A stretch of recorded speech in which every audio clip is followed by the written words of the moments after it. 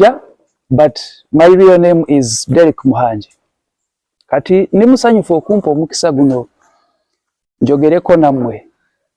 Naye sigenda kwogera I'm not a Muganda, so where you feel like I'm losing it, mnansonyiwa. But this session, okutunyumira obulungi, tugenda kugitambulamu babiri. And before I start anything, obanga sinaba kutandika kintu kyonna, saba ba volunteers, this side basatu, neri basatu, just for 2 minutes. I first demonstrate something. Mwami ono yaneyanza sewo webale oyaz. Eno, 3 men and 3 women.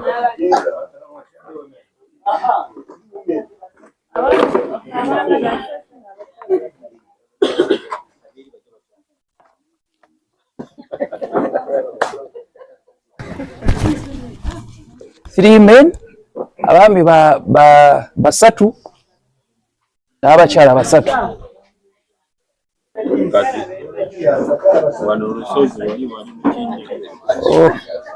Or maybe on the side, you know. Wakati wa watatu tutulao. Chairman. Tuwana tuli ku lusozi wawale muli mutinya. Adete mumanyi mutinya. So I hope you will enjoy this. Ngena kutandika n'omukyala. Ladies first.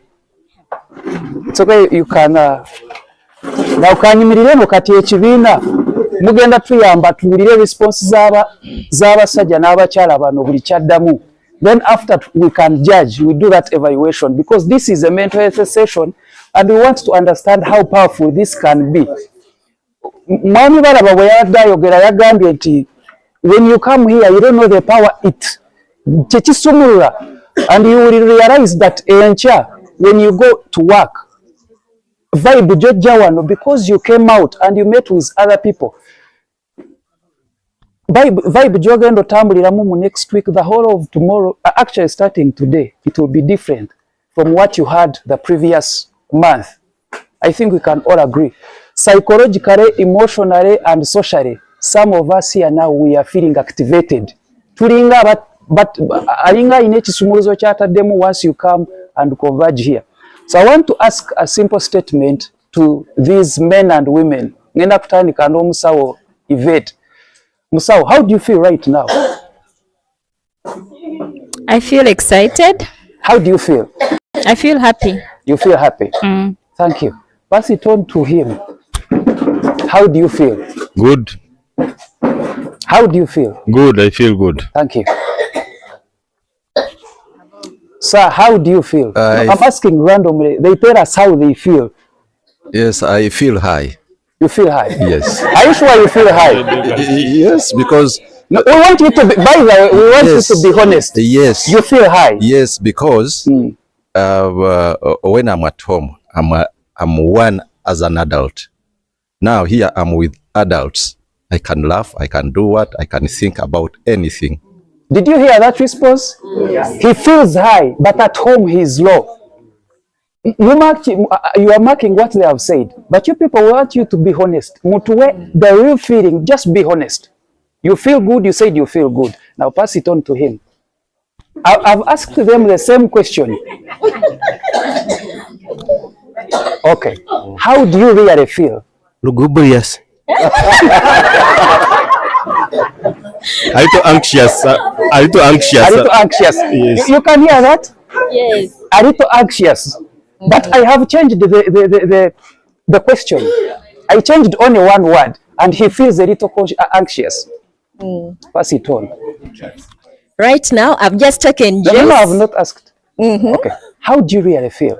Right now? Yes. I want you to be honest. How do you really feel?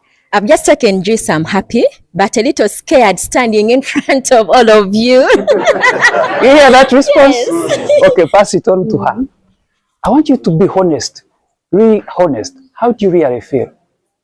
Right now, I feel really relaxed because I work in a very high intensive job. So when it's a Sunday, I'm meeting people who are in a relaxed mode like this. I feel very, very relaxed. How? And I want right now, I'm feeling very relaxed. I'm feeling very at home. relaxed. Yes. Thank you. Okay. Now, before they go back, let ekibiina kakijajinge. Mbabuziza ebibuzo byanjawulo. These three and these three. I said, how do you feel? But in here I added the word, how do you really feel? You hear this one is feeling a little anxious, this one is feeling a little relaxed, and this one is feeling a little bit scared. But these ones, someone is okay, someone is good. You hear someone is high, vibe very high. Because of what happens at home and what is happening here, bintu byanjawulo, environment yanjawulo. There are two questions that have activated these people to tell us how they are feeling. Singa yasigadde waka, no one could know that he's feeling sad or a little bit scared or a little bit depressed. But in here, because he has converged atudde n'abantu abalala, he's being activated. Wano wali, he might be able to open to someone of you and say, I've been going through this, but I had no one to talk to. That's the moment he is in. But again, you notice there is something that we changed when we were asking them. I said, how do you feel? Before we even start to mental health, I said, how do you feel? And then, how do you really feel? Can any one of you tell me what our society misses? Before that, tulina mwatawulira bulungi Luzungu. Fena tuluwulira. So, okay. I will be mixing. Okay. Oh, okay. All right. Kati chifuni, okay. So, oyo ali muzanyo. Mukulu.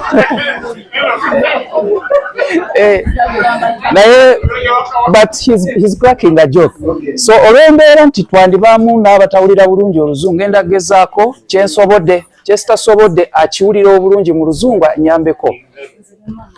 So you hear what has happened. Owulira ekibaddewo, asobodde otubuulira environment eyawaka n'eyawano.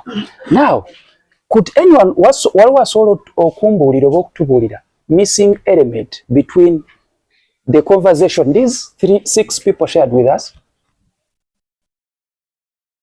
especially him? Waliwo asobola otubuulira akabulayo okutuukiriza obulamu bw'omuntu? Just a hand, omukono waggulu. Bw'aba nga waliwo asobodde okitegeera. Yes? First and foremost, when I got to perform my friend in this circumstance, first of all, it's feeling loneliness because it's lacking the concubine. That's it. For the others who have concubines, maybe just go at home. They are missing things. First one causes depression. Lacking the concubine. Thank you. Kati sitambudde zeka, ntambudde ne colleague wange mwami mwesigwa, and at the end he will come side. So someone also, waliwo yawanisa omukono awo, nyabo obadde olina kyagala okwogera, olowooza there is a missing element. Yeah. What is that? I think adults talk to alone, someone else, somebody. Okay. Now before I get to what she has said, bw'abadde ayogera, there is what you have missed. All of us, I think except me. Bw'abadde ayogera, if I made a mistake and interrupt her conversation, her speech, I wouldn't have got what she said. Why she has been able to elaborate her point is nti mpaddeyo akadde okuwuliriza kyagamba. But again, nandisobodde ng'akyayogera n'emukati nga short. Nemugamba okay, ABCD. Oba oliawo nembalayo nga nteebereza kyayagala otugamba. Now, ekyo kituleeta ku kye tuyita communication. Now, communication, all of us abasomako, we can define what communication is. Sikyekyo? But do we really know what communication is? Omwami ono Salongo n'oli omukyala bagambye ali lonely. Do you think waliwo element ya communication ewuwe? But suppose wano wazze mwenna muli bantu, there is an element of communication. If I could randomly pick, Mama, what is communication? Okay, anyone, any volunteer, what is communication? Even these ones. Conveying and receiving. Okay. If you are work WhatsApp, nange ngandi ku WhatsApp, we text. What is that? If I give you a phone call, you receive, it's communication. That's communication. We all agree, sending and receiving. Sending and receiving. Do you think this gentleman doesn't have anyone to call? Well, I think you can come back. Thank you. Now, this is what happens. Scenario eriwo. Kambabuze boba mu kibira oba wabaawo ekibira omuti ne bagutema mu kibira nga teri yaliyo okugula no ne batagutema omuti mu kibira bwe gugwa nga teri yaguwulidde nti gugudde waliwo ayinza otegeera nti omuti gw'omu kibira guli gwagwa. If a tree fell in the forest but there was no one to listen to that tree or hear that tree falling, would anyone know that the tree fell? No. Okujjako nga waliwo awulidde ogwo omuti nga gugwa yeye kale asobola okugamba nti omuti gugudde. Now, listening and communication are sisters. In fact, in my own understanding, I would say nti listening oba okuwulira is a better half of communication. Naye abasinga kuffe kye tukola, we do communication but we don't do listening. About 90% of the problems ebiri mu society, if the society could offer one thing, to listen, we could avoid them. Tebereza omuntu afunyemu okutawanyizibwa mu bwongo naye nga talina gwabuulire ekizibu kye. Sometimes look at this, embeera bweti nti ku kyalo kuno kwe tubeera, some of us tutya okubuulirako bannaffe betuyitamu kubanga bw'okimugamba leero ku kyalo kuno kwonna bagenda kutegeera what you are going through. Ekimu ku bihindalinga communication beba abantu bw'okimugamba olwaleero kisingako n'ogenda mu mawulire oba ku TV n'okiranga kubanga bagenda kusanga people start pointing fingers at you. Okalabaako this and this, this and this. Kati abantu tebaki kati olw'okuba oli bw'ategeera nti obufumbo bwe buli ku muliro nga bwe mwagambye depression oba ali ku kinnya, most of us that's what we are going through. Naye tutya okwogera ekivaamu oli I one day met a certain lady mu community muno, sigenda kwogera because that's not allowed. Omukyala oyo namwetegereza nga ali alina edduuka nga mpitawo kati nga mulaba embeera zikyuse zitandise okukyuka nga mbuuza what's going on, ng'agamba tewali. Mpola mpola neemulemerako kati yali lubuto ebiseera ebyo. So one day nambuuza nkubuuzeeyo lwaki ombuuza nti how am I doing kiki? Mugamba it's okay, you are not, just tell me. Nangamba kankubuulire mbadde mpulaninga, in fact oba kuba tombuuzizza leero mbadde mpulaninga nti nze okuzaala omwana wange tuboneebonere ku nsi kuno waakiri nfe naye baali guddewo olugi bansange nga ndi mufuna omwana wange okusinga okubonaabonera ku nsi. But as I speak now omwana we ali mu mwaka gumu kati. So bwe yamala okuzaala neemubuuza nenziramu neemubuuza singa neemubuuza nemugamba paka omwana wo mugamba are you happy to see this child? She said yes. Mugamba do you see what you were going to kill because of a man, because of a relationship?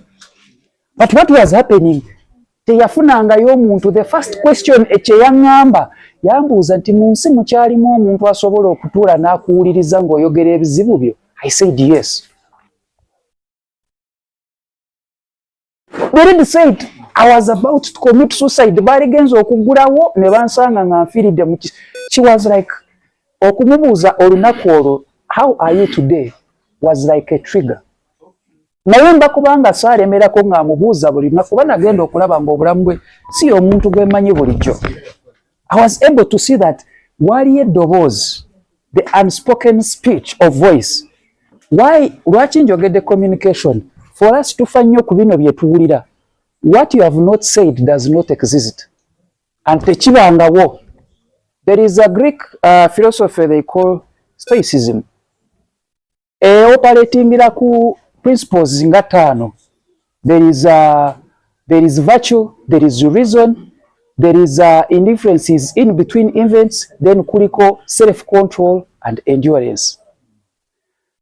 Indifferences between events kitegeeza nti kyotamanyi ekitali kumpi naawe tekiriiyo. If I am struggling and you're not struggling, there is no problem.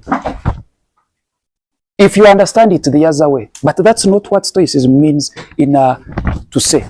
Because for it, yongayo generally kitegeeza engeri abantu gye basobola okubeerawo wadde ng'okusoomozebwa weekuli, but they still can persist. So, but the core codes as a philosophy, no, it's not about zilietano principles, no. It's focus on what you can control and let go of what you can't control. For instance, boba sobola okugula emotoka, you have no reason to worry about buying a car. But if you don't have the money to buy a car, why should you worry about buying a car? Use a border like me. It's okay. Because it's not a crime okutambuza ebigero oba okutambulira ku taxi oba okutambulira ku border. You see that? Communication is as important as listening. What the society today does is much of communication but little of listening. Twogera nnyo bingi n'ate tetuwuliriza. Kubamu akafaananyi bano abantu. I want you to be honest, madam. Omwezi guno oguwedde up to today, has anyone asked you how you are really feeling?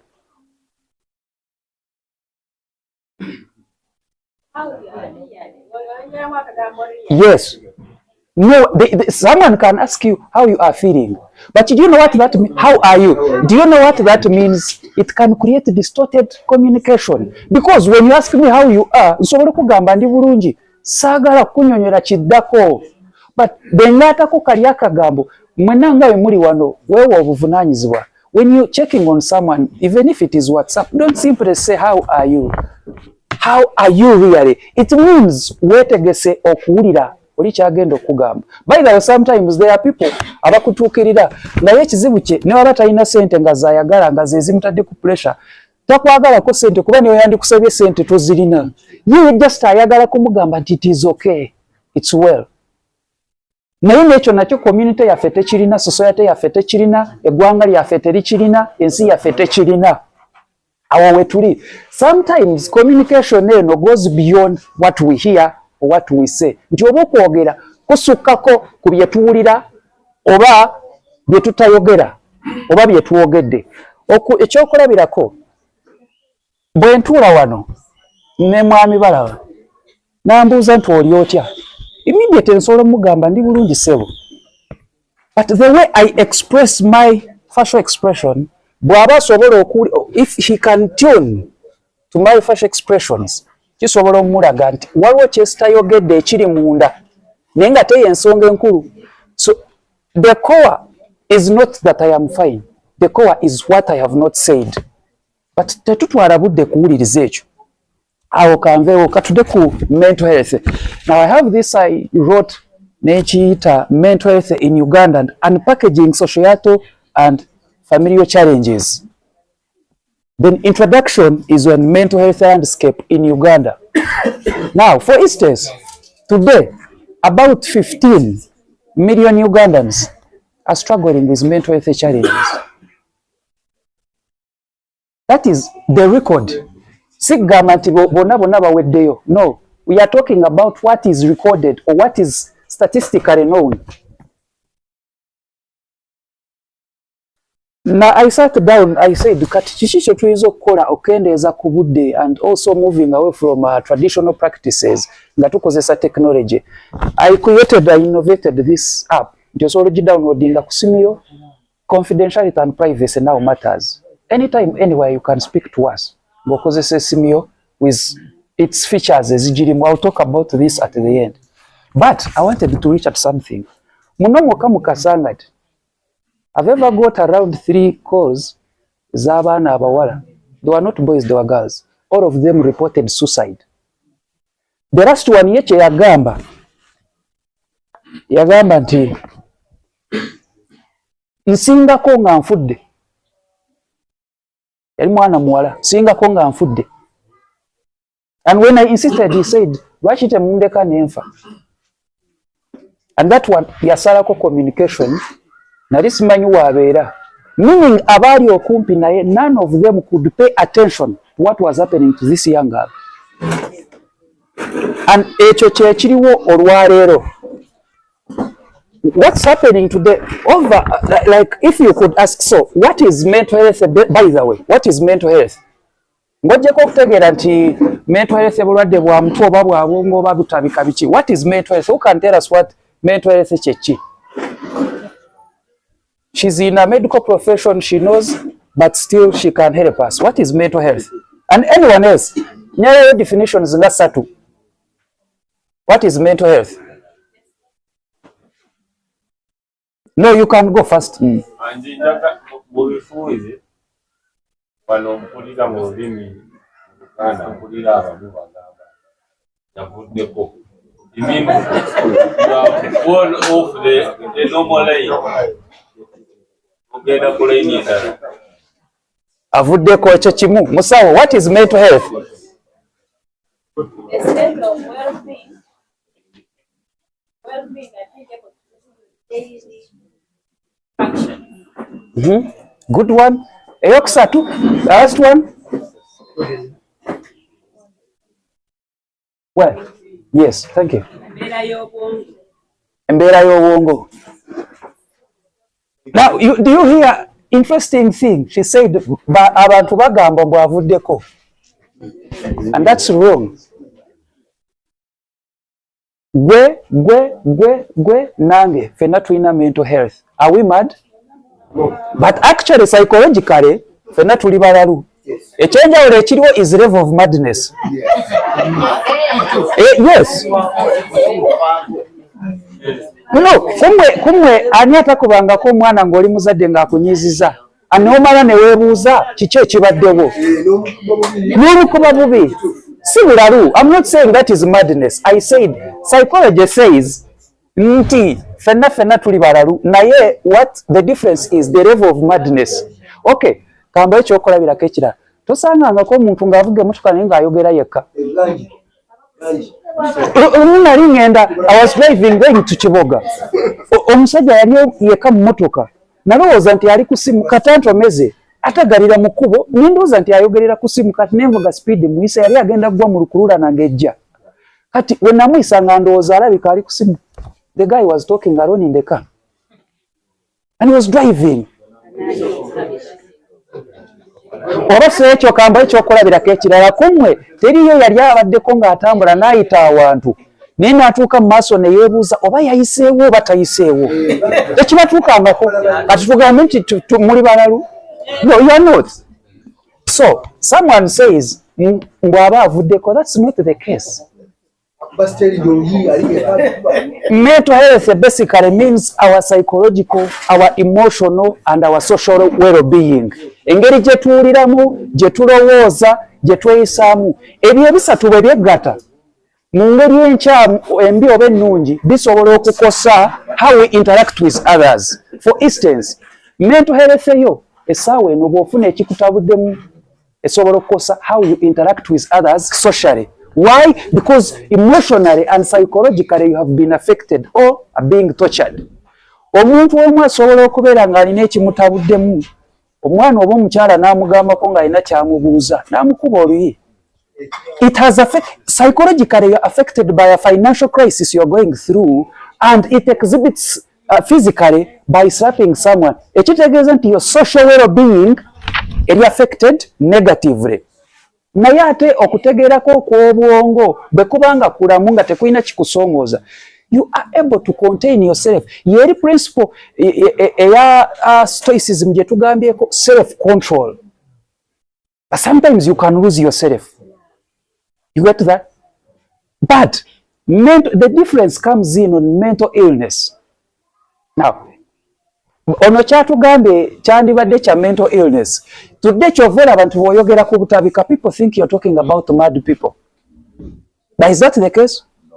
No. On Friday last week, I spent the day at butabika. So was I admitted in ward ya balalu? But you see, People think boyimirira awe butabika ku Kampala Road ngoyimiriza zine emotoka z'ebugolo binoyogere butabika no conductor solo kugamba ogenda mbalalu. Sometime back I worked with a rehabilitation in PG.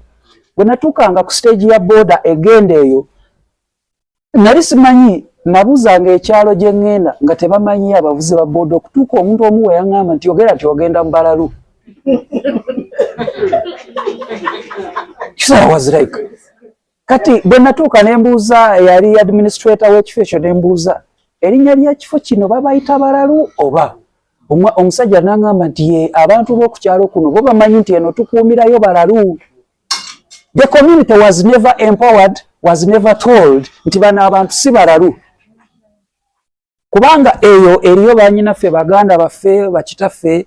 You don't know, you people temumanyi what it means to see your father in a rehabilitation or omwenge. You don't know what that means. You don't know what it means to lose your loved one because of something like chemuyite dogo. You see, ensi ewadde attention endwadde endala these chronic illnesses nga HIV, nga cancer, n'ebintu ebirala ebiringa ebyo. Neddi wali olabyeko omusomo nga guli ku mental health symposium nga eri national. Elwa. Apart from that, tulina eddwaliro limu ery'ekikugu mu Uganda ye butabika. Eriwo obujjanjabo buli professional. Naye n'omusawo Madam Yvette njala otubuulire ng'oyogeza mazima. How many psychiatrists, professional doctors do we have in Uganda today? If you know the number. They are less than 100. In fact, we have 85. How many millions of Ugandans? 50. 50 million Ugandans. Kitegeeza ki? Specialist omu alina reviews bukadde bubiri.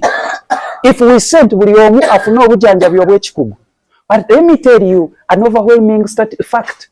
Uganda only injects one fund, $1, 1% of its GDP into mental health. Woba yagala kuwakana, nze ni mwagizi wa government, but that's a fact. Tell me, woba yagala kuwakana, we only have one butabika in Uganda. Not even at a national, at a regional level. No. If you go to Kasanga Health Center, there is a ward. Jebawandika konti ya mental health. Not so. Can you go there and get that service today? Yes. So where is the rest of Kasangati and Gayaza? In limbo. That's a fact. In depression, in anxiety. So mental illness is a resultant fact if your mental health person is challenged or affected. But the problem isn't enough. We don't know how to listen to ourselves, how we are being affected. We even don't take care of ourselves. Sometimes the society has groomed us wrongly. Truly was that self-care is pride, is being selfish. But listening to your body needs is never selfish. Listening to your psychological need is never selfish. If I'm feeling tense, I'm feeling tense. If I need to speak to myself and boost my faith, I will do so. I will not wait for my friend to encourage me. It starts with me. If I wake up and I am feeling low, I know that I am feeling low. And I know how to encourage myself. If you go to Butabika kati olwaleero okufuna ekifo admission buli lunaku esente zitandikirako $5,000. That is if ng'olina omukulu gw'omanyiyo n'akufunira akafo. I was there. Now in drug addiction ward, abantu kati basula ku floor. You go there n'olaba omuntu n'olaba taatawo nga yeebaka ku ttaka. If you ever see a car ng'erimu omukyala erimu abaana n'akaana akato baleetedde engoye taata waabwe n'emmere ebutabika. Mamulowooza abazadde nti abantu abakulu mwe mweka abali affected. Go and visit the children's ward. When you start seeing a 7-year-old calling you daddy nga takumanyi, that's when you understand what the society is. Tulinga abali ku spin nti yeetooloola naye ng'egenda esuula. That's what is happening. You see, when Mr. Balawa was introducing here, he talked of good things and bad things. Bad news today is actually much than good news. Bwozukuka ku makya n'oteekako social media yo, you can easily get anxiety or stressed or depressed. Ogenda okulaba oli abika muganda we yafudde, ogenda okulaba ono ow'ekibiina ky'ejjindi baamusibye ali makindye. You see, he talked of empewo. Kati ate tuli financially stressed, tuli politically stressed, ate atugambye mbu ebyempewo mbu ate buli byatabuse. Because of more stress and anxiety. Tukyali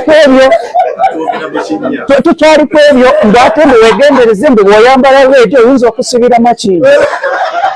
Kati omuntu alagewa. Kati the staggering fact is that ebutabika gy'olaba now can bagikola ng'erina bed capacity ya 550 beds, but today it admits over 30,000 cases. Abo bantu baffe be baliyo si bisolo. Where are they sleeping? But we have not had a contingency fund nti butabika bagyongeddeko capacity. Now otandikira ku mitwalo 5 okufuna omuntu owagen ezo za buli lunaku up to emitwalo 10 every day per day you pay 100. That's at butabika. Kambabulire ekisesa what we used to think is a free space omwezi ya mitwalo 3 naye ate okugifuna obuzibu obuliwo nti oyita mu bali mu system bw'ofuna yakafo ngenda kubaako kyenkuwa nfuniraayo omuntu wange bamuleeta. That is what is happening. In the society, oli bwafuna ekizibu oba mental illness oba challenge, bwe tutawoza mizimu tuliyita dogo. Sometimes you take things for granted. N'ogenda mu church. I am a born again Christian, but there are things we should know they are for the church and others are not for the church. Musawo, I want you to be honest with these people. Our mental health is as important as our physical health, not so? Bwewekuona akagere, where do you go, sir? Hospital. Kubanga wekoonya akagere. But you see the challenge with mental illness, tosobola kugiraba. It is even hard to tell someone that I am depressed. When you ask these people what is depression, they say dechinya. When you say what is anxiety, they say what's that?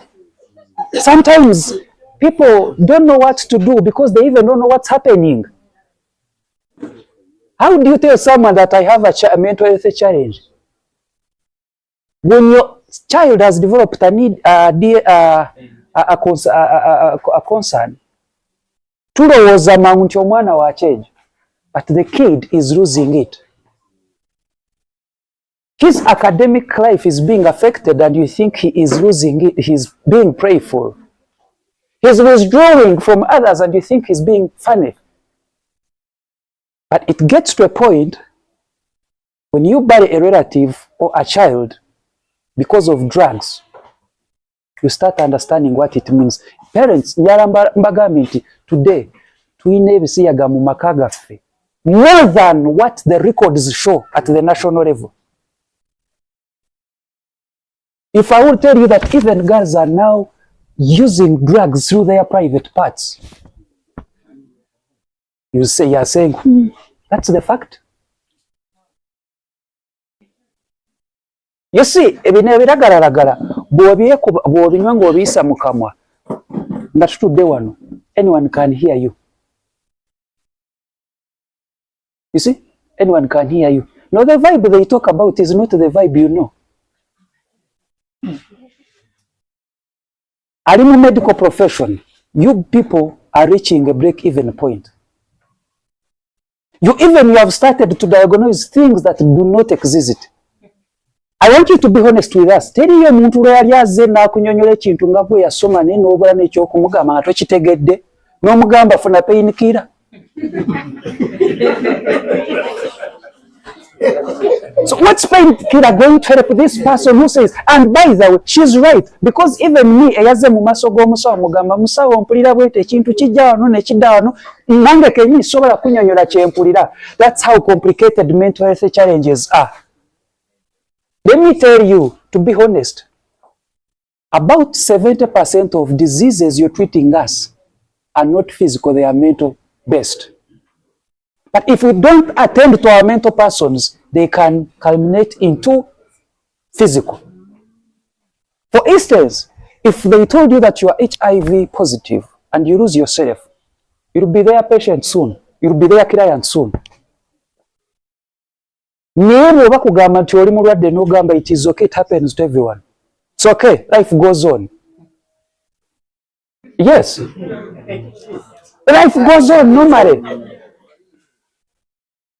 You see, the fact is, that's the fact. But you walk in is that you go, you fall sick. You see, research etulaganti about 90% of the people who find the rest or hope or faith in their faith. If you're a Christian, you got your Bible. If you're a Muslim, you got your Quran. They live longer than the people who find comfort in their money. Because sentes ina wezikomo. Money doesn't give hope, by the way. Sometimes some of us are struggling. The issue is not about money. Sometimes omuntu abeera ne sente naye nga talina gwayogera naye. Ne sente zo ne zikubigira. You and your money, you suffer together. By the way, if you want to know, kati kale wekyandibadde ekyo, why mulowooza nti abantu abalina challenges bebe bokka abaavu? No. You can suffer with your money, you can suffer in your poverty. That's how harsh the truth is. Obeera ne sente n'obonaabona nazo. Weeraliikirira engeri gy'onoozikuuma, gy'onoozikubisaamu, tobeera na sente ozinoonye. So where do we find rest? Where do we find hope? Where do we turn to? But in the midst of it all, there should be someone who you could lean on. If I could ask for everyone, do we have that one person in our lives who government I can lean on his shoulder or on her shoulder? How many of us do have such a person? Emikono mbaze gumu ebiri, it's less than 10 hands.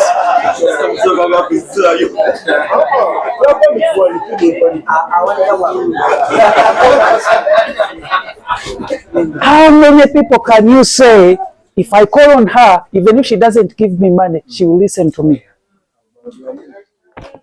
How many of you, do you wake up and send someone a hi message? You want nothing, but you just want to see how they are doing. How many are doing that? Why do you even raise your hand?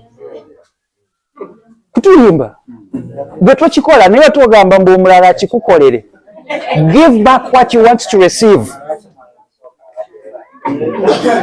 You know, the world is devoid of kindness. The world is devoid of kindness. It's what is making us suffer much.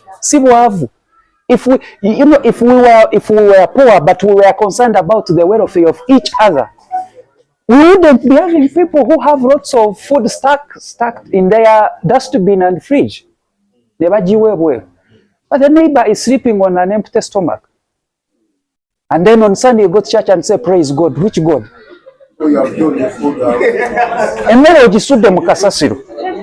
see? So mental health is not merely the absence of mental illness. Mental illness is but it includes resilience, it includes emotional regulation, and the ability to drive through in the daily life. Bwoba nga olina olunaku bwe lukya ng'owulira okalubiziddwa okutandika olunaku, seek support. But sometimes obuzibu bwe tulina is, do we even know where to find the kind of support? We don't know. Sometimes it becomes too hard for you to part ways with your 100 and have a consultation, maybe with a psychologist or a counselor or a psychiatrist, and ask about your life or your well-being, but you actually end up paying millions of money. Mitwalo 15 zokka, you will pay millions of money. You see, society gyekomye okulagajalira ebintu bino or such kind of information. Money makers have also come up. Rehabilitations kati zigenda kujja zizze mu bungi, and each one of us charges the way they want. They don't care about what you're going through. All they are doing is business. They take you there normally. Now, minimum required money ngoli mu rehabilitation eyawanse sokerwako $3 buli mwezi. The recommended time that you should spend there is 3 months. That is what they recommend. But actually, I want to ask you, onyedo omwenge myaka 2. And you want to tell me that they will bring you to us? And you want to stop that alcohol in just 3 months? No. They will end up adding more time. Society, family yote ina sente, ebadde struggling ne fees, ne bintu ebirala, ate bagasseko gwe mu rehab. You see, the other time, there is the last program I had on TV. No, this is not the last one. Last year on TV, one of my programs, nagamba nti bano abagaga mu Uganda obuzibu bwe tusanze mu bo ekintu ekitabakosa tebakirowooza nti kyamaanyi tekibakwatako. I told the presenter, my host, ne mugamba linda bwe kinaatuuka mu mayumba gaabwe ojja bawulira. Nangamba, what do you mean? I said, you wait. Glad this year police yakola report negamba nti cases $1,700 olw'ebiragalalagala ebiri mu kutambula mu masomero ne mu Kampala abaana b'abagaga be bali wakati mu byo. Kati lwaki omugaga omu yavaayo oba omu baba babiri kubanga abaana baabwe ze ziri cases $1,700. But before bwe twagenda wano ku parliament ne tugamba bannange omwenge gukendezebwa abagutunda omwenge ogukolebwa I normally been fields eyo mu kiboga kale balina ebika by'emyenge byotawuliranga. They even have one they call Bobby. They have what they call TikTok. So, impact waneriwo omukozi w'ekyokunywa ekyo ye akola TikTok. Tayagala bwagazi kukola. No, it's not just a brand. People fell in love with TikTok as a mobile phone application. People will drink attracted by what TikTok does because it is a funny thing. And the funny thing out of this is, they are drinking, they are healthy and calling their grave so early. I reached out to someone nemubuuza nasanga omusajja ng'azimbye amatama ng'ali ku bucupa bwa TikTok obwo n'ebigere nga bizimbe ne mugana nayo mmanyi ntonywa obutwa ngamba nga kuliko siri ya UNBS mga katugiscanning ne tugiscanninga nebula mga katolaba kyonyo nangamba kati so they think everyone who says that is himself is like musawo kati tukole ki mga kitubireke bino nangamba ate tukole ki wendereka bino nywe ki nangamba kale mbulira because he wants to listen to what he want. Nangamba nze ku bino nzire ku guno ogw'ebigere walaji oba okumugamba nti aleke guno mpozi ng'amugambye adde ku walaji. So even the time gye namala mu kitundu ekyo kumpi tebaafunamu ate n'okwogera nange namala kubawa ssente of which ndowooza bwe navaawo era ne bagula omwenge. Actually, no. So, okay, what I was doing, I wasn't giving them money to drink, but I wanted them, Maniti, if they attend and listen to me, they might not do it, but one of them might carry this word in their mind. And next time say, that happened. I know there is always a seed. So, by the way, let's twagaleka ku baana abazadde n'abaana. Now, as young as 7 and 10, abaana abakozi banywa ebiragalalagala n'omwenge, including even this Masoi. Ayagala okwakana twina Soweto. That's a fact. Kasawe is a demonstration center. And nyewuunya lwaki abakulembeze ensonga ya Kasawe yo tebaginogera ddagala. That aside,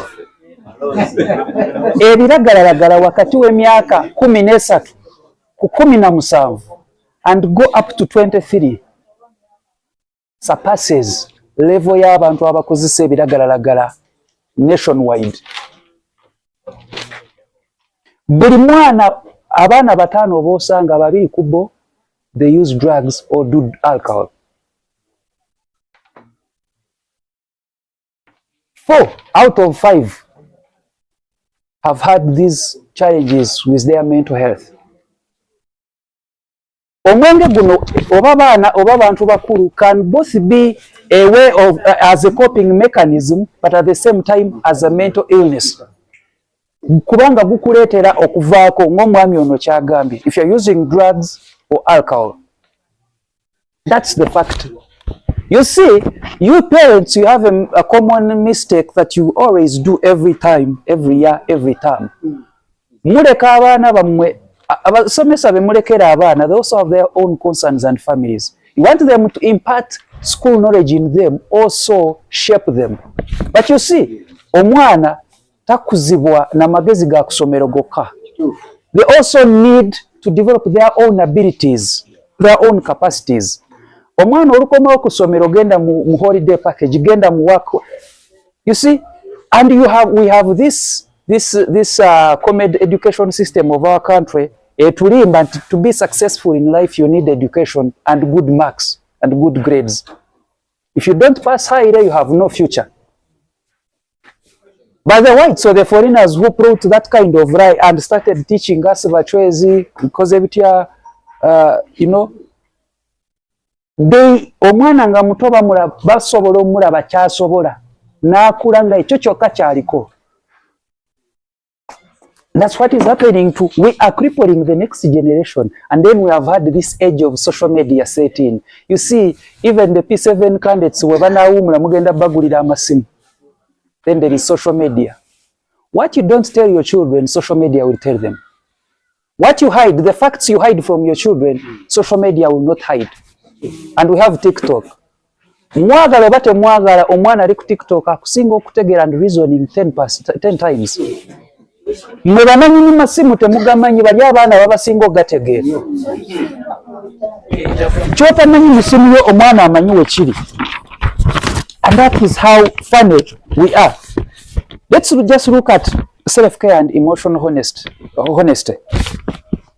What is self-care, if I could ask? Anyone self-care? Okwefaako. Just simple as it is. But how many of us do self-care? Thank you. Look at this. Being honest. I'm not saying you be honest with her, you be honest with him. No. Being honest with yourself. Bwebukyanga sente ezikola ekintu tozirina, please tell yourself, I don't have that money. I will wait. Be honest with yourself. Don't lie to yourself. Let's be honest with ourselves. Let's learn to be honest with ourselves. Let's stop being funny. We've been funny enough. Listening to our bodies. How many of us are listening to their body needs? How many of us are really listening to their body needs? Someone says, tujiwakanya. Thank you so much. We even, okumanya nga tulina ettima twekolako n'ettima, okumanya nga tuli bakubi banjawulo twekubako n'enjawulo. You cheat yourself. You earn 5 million a month, but you cannot speak to a counselor about how you are feeling because of 150K. Why are you earning that 10? If that money cannot take care of your health, why are you earning that much money for? To please the people around you? But there is no one who can please the people around them when they are dead. No mugaga, obugaga bwe bukomanga mulamu. Sometimes what keeps us alive is faith. Let's talk about society and familiar stressors that impact our mental health. Ndowooza ffenna kye twagala okumanya. Biki ebituviirako okutabanguka mu ndowooza zaffe mu bwongo. Everyday triggers. We have misunderstanding in homes and marriages. Like, really, when we say homes and marriages, I'm not only talking about people who are legally married, but even in homes. We can have a misunderstanding and it can trigger a mental health challenge. Tuyinza okufuna obutakanya, oba oli awo omusajja ayagala kutunda ekibanja. One day, I started this journey way back in 2016. By then, I started in police. I was in CFPU. Shortly. But one day, I had a case. Ey'omusajja yali akolera Sudan ng'aweereza ssente omukyala we beekulaakulanye. Kati olutalo lwa Sudan ebiseera ebyo lwasooka okubaawo oli n'avaayo. Naye mu biro ebyo omukyala Muganda we munamuwa amagezi bakwatireyo omusajja ne batandika okufuula esente z'omusajja n'ebintu bye ne babiza mu maanya g'omukyala. kati omusajja olutalo lwe Sudan we lutandika n'avaayo bw'atuuka eno mu Uganda n'agamba omukazi nti engeri gye kiri nti eri twadduse lutalo sina kye nazze nakyo njala ntunde ku bintu byange ebyeno ntandike workshop endala mu Kampala nfune ezitubeezaawo omukazi nti genda otunde waka mu kyalo omusajja ali ava ntungamu kajjukira omusajja akimanyi famire ye yagijjayo mu kyalo bw'addayo n'atunda akataka k'oku kyalo bajja gamba gunda ayavuwadde kati oli yali akimanyi tutasobola kikola kali omusajja azze ku poliisi ebintu bibiri bw'atatema mukazi ono yetta kati ne bamugamba wootema omuntu ogwo musango ate okufa si ye solution kati bamala ne bamuleeta so we yantunula n'agamba kana akavubuka kato n'agamba muleete omuntu omukulu kana akaana mukalese kakole ki kati osi n'amugamba ssebo oyagala kuyambibwa oba muntu mukulu gw'oyagala muzeeyi n'amugamba kuba bali myaka 5 abo abafumbo mugamba njala kuyamba n'agamba oyo gwe tukuwadde yogera n'oyo kati tatamanya so nali maze okwogera n'omukazi before nga ye tebannaba kumuleeta so omukazi ne mu butamanya eyamukozesa ensobi ate teyamuwa magezi nemubuuza do you know this man she said yes yakuweerezanga sente she said yes n'aleeta ne risiiti kati ekyo kyokka kyali kimala nemubuuza zino risiiti okkiriza nti sente zoono okoyeye yali akuwa sente zaki ani asobola okuweereza miliyoni 3 oba 4 ng'alabirira famire yaki nga ne school fees azisasula munagamba mbu yali asindikira buli myezi 2-3 asindika miliyoni 3 akaki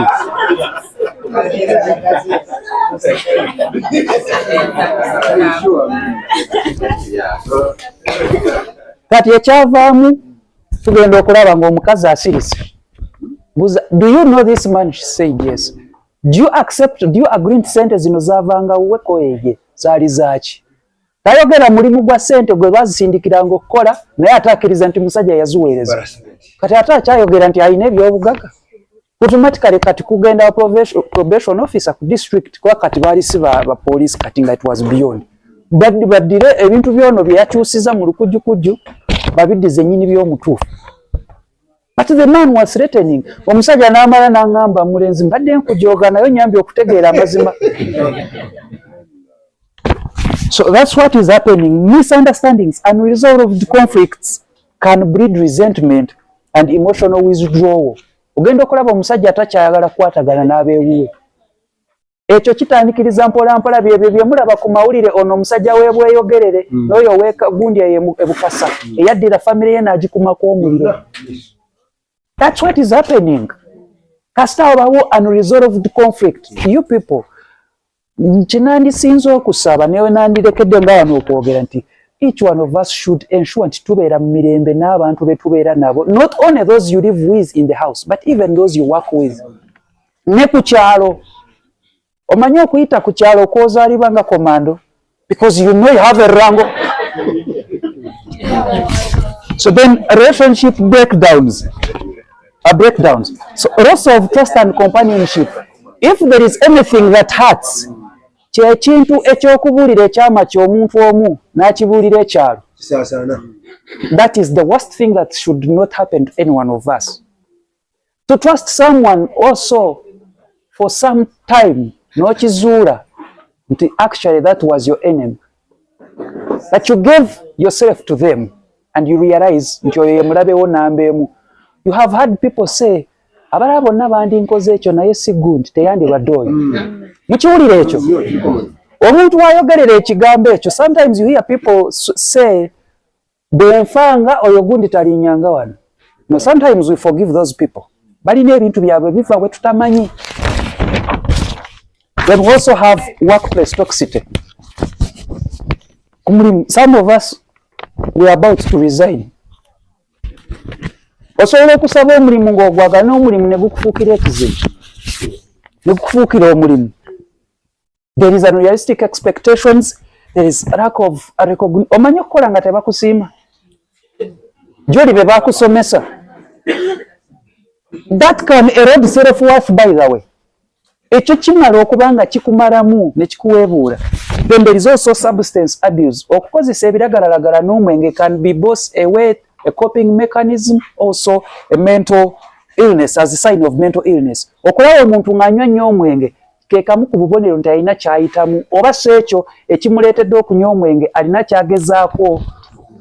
Yes, but you see with alcohol omwenge mulimba kubanga kyegukola gukulimbalimbamu akaseera enkyo ogenda keera ng'ebizibu byeyongedde. Nti noyo yenna the Bible says oba musiru kubanga you can never run away from your problem. The only way we can challenge our problems is to face them, because even if you run away from it you will still face it. You will find it ato kisanga nga kinene nga kigulumivu. Then there is also poverty and economic instability. Obwavu ebyenfuna nga bikyusa. Omanyi kye bagamba si weyabadde atuwa introduction byonna ebiri mu ggwanga ate ogenda okuwulira gavumenti ate go toyina sente naye bagenda basaasaanya sente mu byobufuzi. Abalonzi b'ewaffe akalulu ke baakubye okulinga okubeebaza n'okubagulirira baabawaddemu mwenge waragi ne balikoodinga n'akatambi oli n'alikoodinga n'agamba ekikuteesa mu layini kwe kubeera ne girasi mwe tukuteera waragi mbwe bamwebaza mbu yakubye akalulu.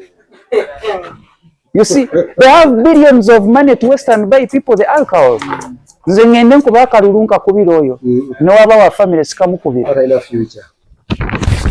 Then there is also political tension and uncertainty. Mwami balaba yayogedde okusanga kiyinza okutwaza mu kooti ya ng'oli mu red.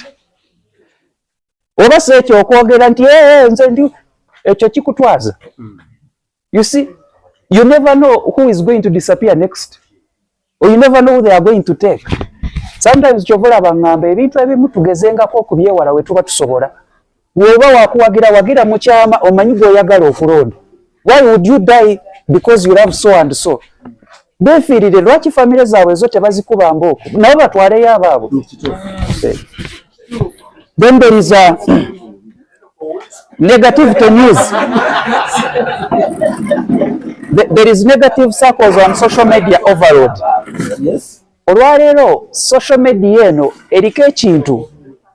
Social media eno eriko ekintu nti bw'obikula WhatsApp yo oba Facebook yo today ekutama n'okutama olw'ebiriko.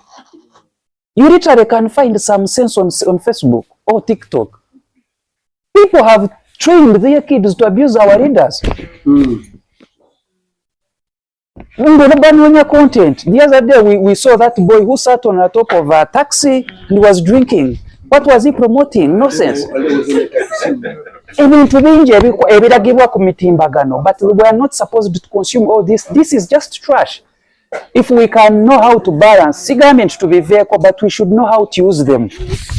Then we also have validation seeking on social platforms. Some of us, by the way, for ladies or girls, not women, girls.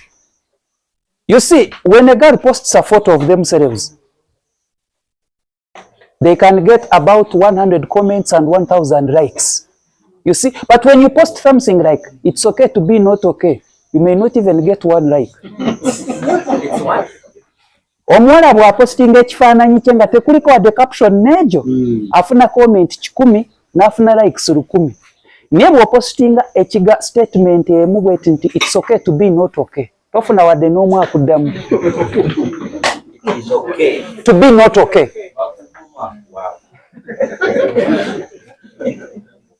You see? Like seriously. So what have they kiki kye batadde ku social media ekigenda okuzimba abakiraba kifaananyi kyo just your photo. There's nothing you're showing us because we know you. You know, ngayo mutudde wano ne yeekuba selfie and she posts that and the whole world will go crazy.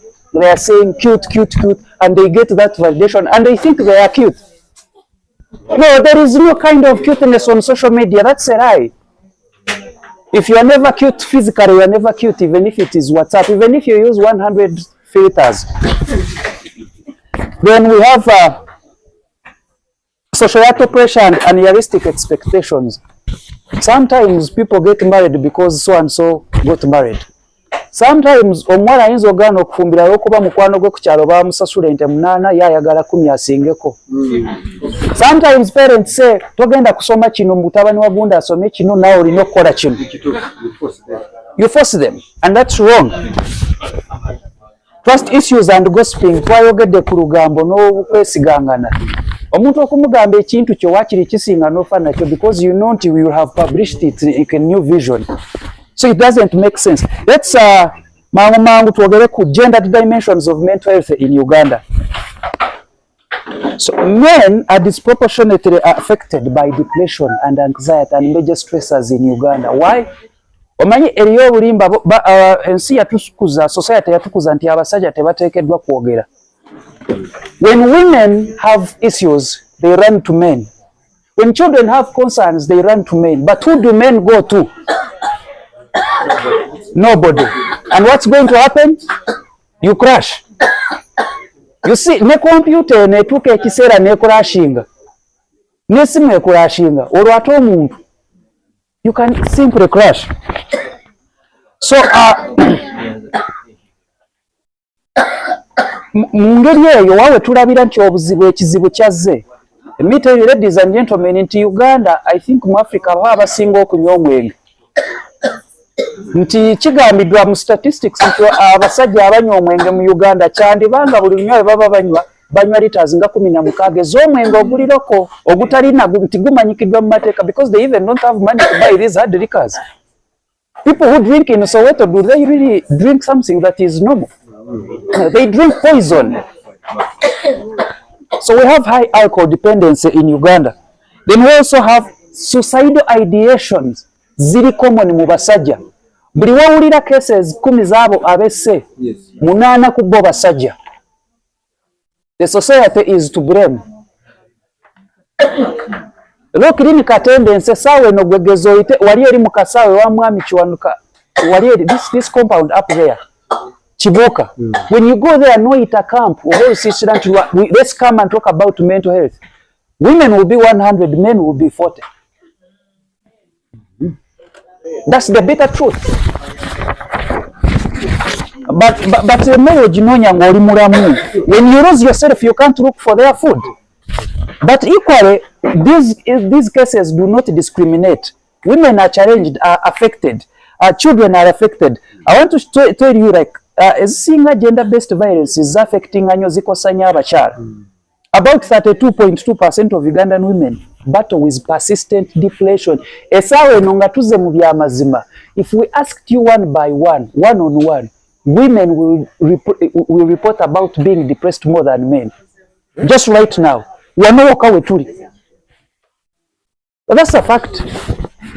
Children, 23.3% report this. Omanyi fa abazadde mulowooza nti abaana because munoonya fees bikibo they are not affected. No, they are. Social expectations, academic pressure. Omwana omugambe leero kwetaamu eno bw'okomawo nga sigwa asinze wakiri sigalayo. Okyogera nga omuzadde omwana asobola okusigalayo by the way. But you spoke that just making a joke, but you don't know how heavy that statement can mean to that child. So signs and symptoms of mental health challenges. Wawo olabira obubonero nti omuntu ali bubi oba agenderera. Omuntu gw'olaba nga yeeraliikirira nnyo mangu oba nyiiga mangu. Sometimes you used to interact with mwami balaba. He used to be this jolly man. Naye kati w'omugambako katono naye oba osaaga avaako abukako mangu.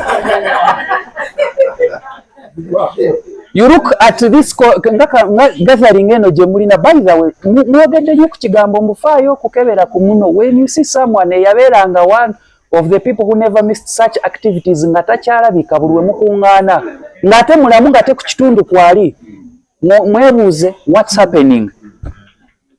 Then olaba omuntu nga kati endyaye either yeeyongera oba ekendedde oyo naye mwegendereze.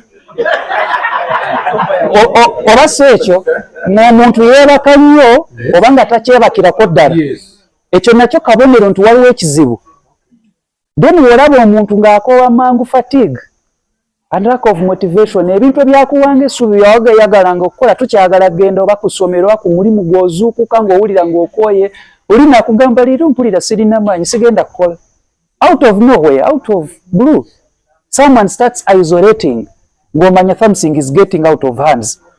Then difficulty concentrating.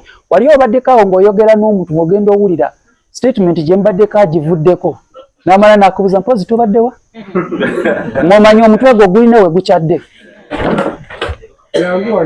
Then we also have substance misuse. Most of the people may be drinking, but many people are abusing.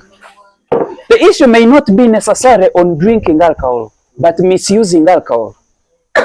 Then suicidal thoughts or self-harm. Abantu abamu kati nga yabeerako awo n'awulira ebirowoozo by'okwetta ng'agamba awulira obulamu. You may not specifically or necessarily have a thought connected, but when you start